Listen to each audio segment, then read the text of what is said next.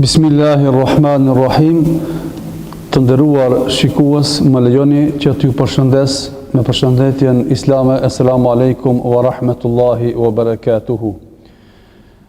Tema të cilën neve do të legjerojmë sot është abdesti dhe namazi si dy elemente përforcuese psikofizike tek besimtari. Abdesti si obligim, si detyrim nga krijuesi, nga Allahu për besimtarin i cili duhet të marrë abdest për të falur namaz ose për të bërë ibadete tjera të cilat janë të parapara që të jetë me abdest. Abdesti si obligim, si detyrim nga Allahu vjen në surën Al-Maide, ajeti numër 6, ku thot: Esta'udhu billahi bismillah, ya ayyuhalladhina amanu idha qumtum ila as-salati faghsilu wujuhakum wa aydiyakum ila al-marafiq wamsahu bi ru'usikum wa arjulakum ila al-ka'bayn. Sadaqallahu al-azim. Ku thot: o ju që keni besuar, kur të doni të kryeni faljen e namazit, lani fytyrat tuaja dhe duart tuaja para krahët deri në mbryla. Kaloni duart e lagura mbi kokat tuaja. Lani edhe këmbët deri në nyje. Këto janë 4 farzët, ndërsa sunetet janë ashtu siç ka parapa pejgamberi alayhi salatu wassalam. Historikisht dihet se kur ka filluar pejgamberi alayhi salam me abdest, flitet që duke qenë në shpellën Hira, shkoi Xhibrili dhe ja mësoi abdestin. Dhe nga ai moment pejgamberi alayhis salam e ka ditur abdestin dhe e ka mësuar ummetin e tij me abdest. Roli i abdestit dhe dobit nga abdesti ka një rëndësi të madhe në shumë dimensione në rrafshin e dobive tona trupore. Ato janë pikës pari pastërtia apo higjiena, pastaj kemi në të aspektin shëndetësor medicinal, dhe e fundit është aspekti shpirtëror, dobit e abdestit në rrafshin shpirtëror. Sa i takon pastërtisë apo higjienës, unë mendoj që nuk kemi nevojë të thellohemi, pasi që në këtë drejtim njohuritë janë të shumta, por ajo çka duhet të potencohet është se për pastërtinë abdesti luan një rol shumë të madh në zhdukjen e bakterieve në trupin ton, e në veçanti pra në duarët, sepse duarët janë një bartës i madh i bakterieve të cilat ato nuk mund t'i shohim.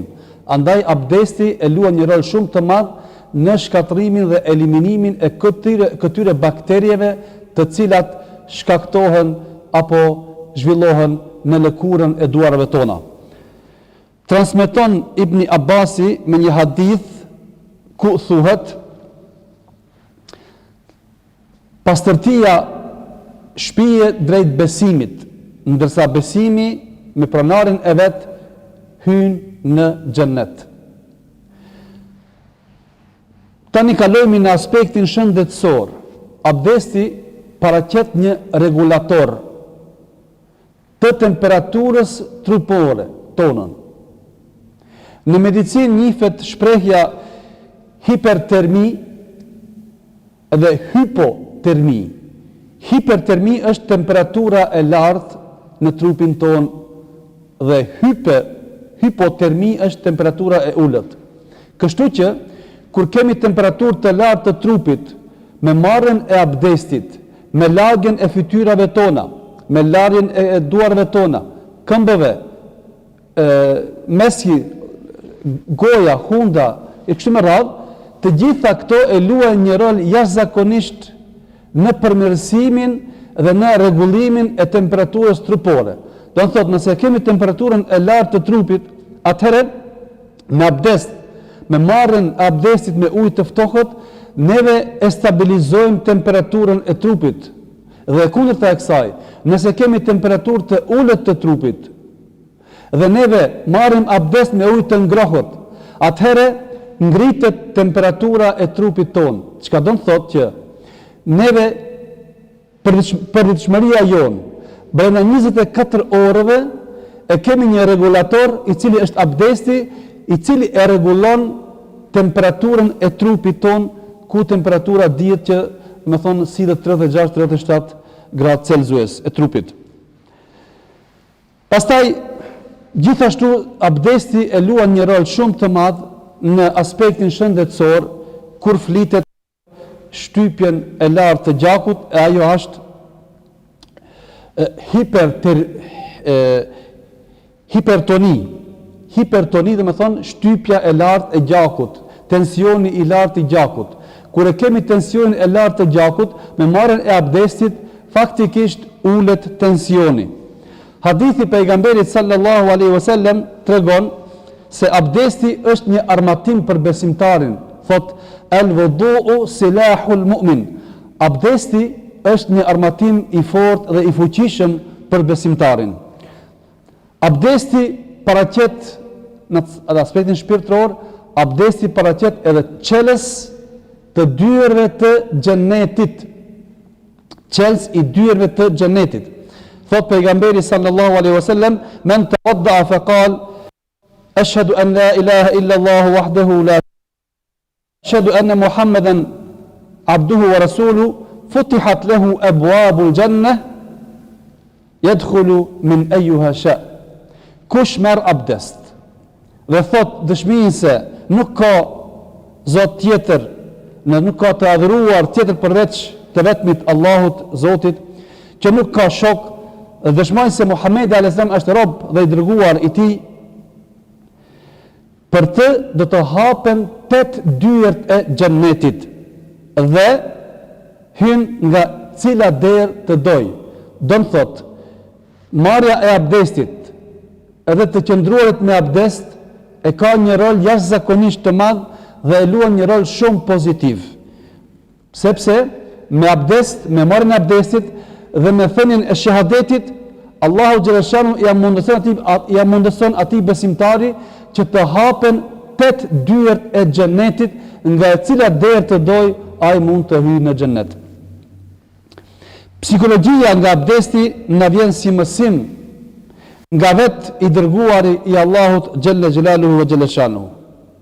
Kemi një shembull të një sahabiu, të një shoku të pejgamberit, i cili ka qenë në një tubim, në një mexhlis, ku e vërejti pejgamberi a.s.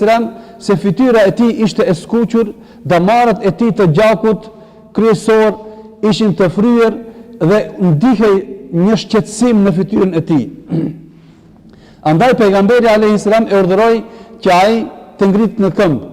I tha ulu, tha dil, hyn, dhe më në fund e pa se ende nuk qetësohet, atëherë pejgamberi a.s. i tha, shko dhe merr abdest dhe përsërite abdestin e ujit të ftohët. Ky ashab e ka përsëritur abdestin disa herë dhe pasi që hyri aty në mezhlis, fytyra e tij krejtësisht u normalizua dhe ndryshoi. Domethënë të skuqet e fytyrës së tij ishte normalizuar, damarët ishin shfryer dhe kjo tregon një indikacion shumë të qartë për ne, një psikologji shumë e qartë për ne, se abdesti luan një rol shumë të madh në uljen e faktorit të stresit, në uljen e faktorëve të depresionit, traumave kështu me radhë. Do të thonë, ditëve të sotit ku njerëzit jetojnë me lloj-lloj probleme, të cilat nuk kanë pas më herët ndoshta, të cilat i shkaktojnë stres të madh, dhe ky stres mund të luftohet me marrjen e abdestit. Abdesti pra e luan një rol shumë të madh në aspektin medicinal për të rregulluar si regulator i organizmit ton, i organeve tona që kemi jashtë dhe brenda, dhe kjo pra është dobia nga abdesti. Kalojmë tani tek namazi.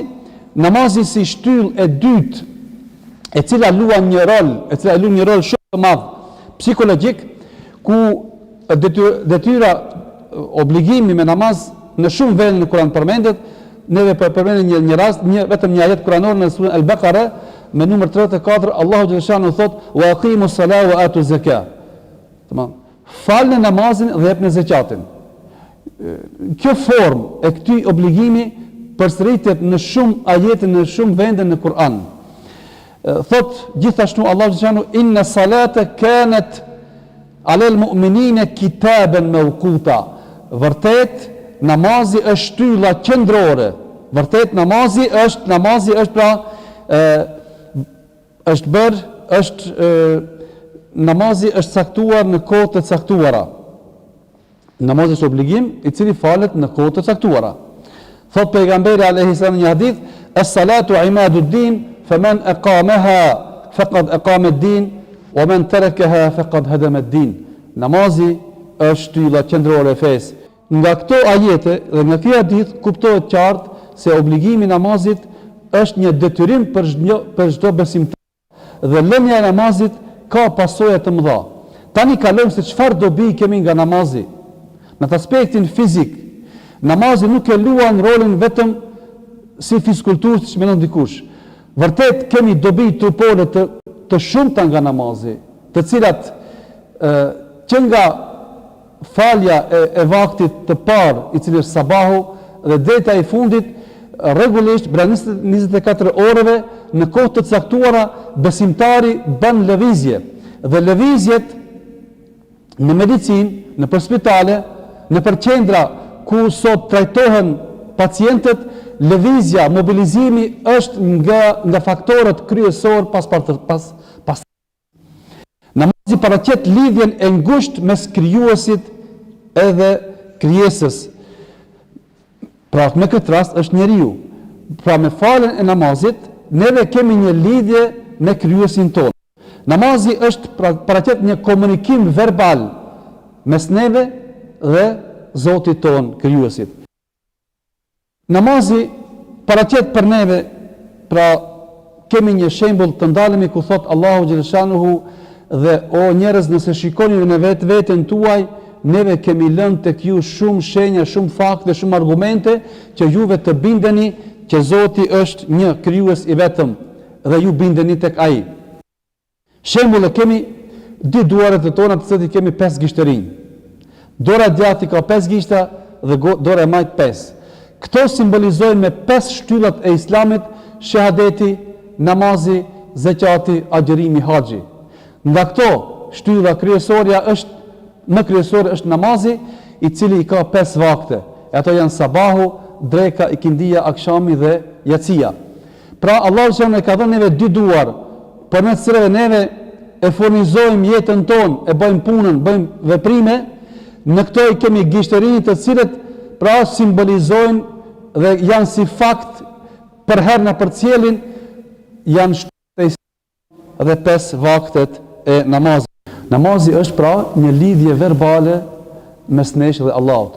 Kur neve hyjmë në namaz, lidhim kontakt me krijuesin.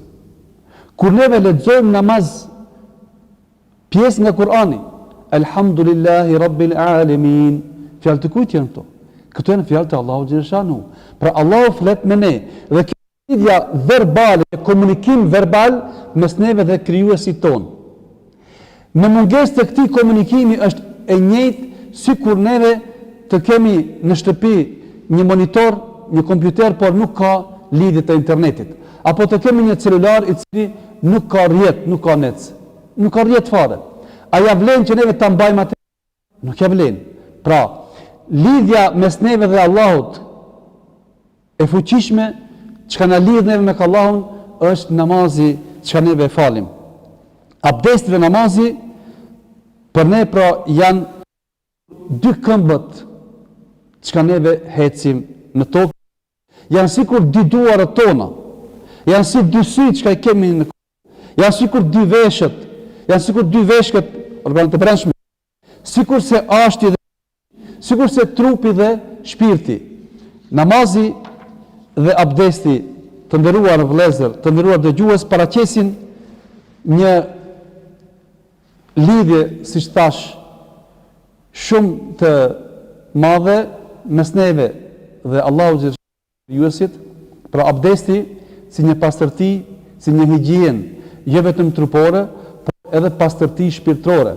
Andaj prej duave, prej lutjeve që neve i përsërisim gjatë abdestit, bëjmë lutje, për shembull kur shtrim ujë në gojë, themi o Allah, na mbroj, na ruaj gojën tonë nga gibeti, nga bartja e fjalëve. Na ruaj këmbët tona që mos të shkelim haram, duart tona mos të bëjmë haram, me kështu me radhë. Të gjitha këto pra përcillen me dua, me lutje, të cilat e kanë një lidhje shpirtërore të thellë për ne. Dhe abdesti, siç i potencuam më herët, ato dobit që i kemi trupore në atë aspektin mjekësor. Tani, pra abdesti dhe namazi tash, siç ka tregu pejgamberi alayhis salam në një rast, çfarë roli luan abdesti në trupin e njeriut, konkretisht besimtarit, thot abdesti është një mbrojtje e madhe për besimtarin. Sikur se qarkullon gjaku në trupin e tij, mundohet djalli i mallkuar të bëjë mashtrime, manipulime. Djalli është i krijuar nga zjarri, zjarrin e shuan uji, dhe neve abdest marrim me ujë për të falë namaz, Kështu që me abdestin, me marrjen e abdestit, shuhet ai zjarr i demonit të mallkuar. Neve jemi të qetë, jemi të pastërt, jemi të përgatitur dhe para përgatitur për të lidhur kontakt verbal me krijuesin i cili është namaz.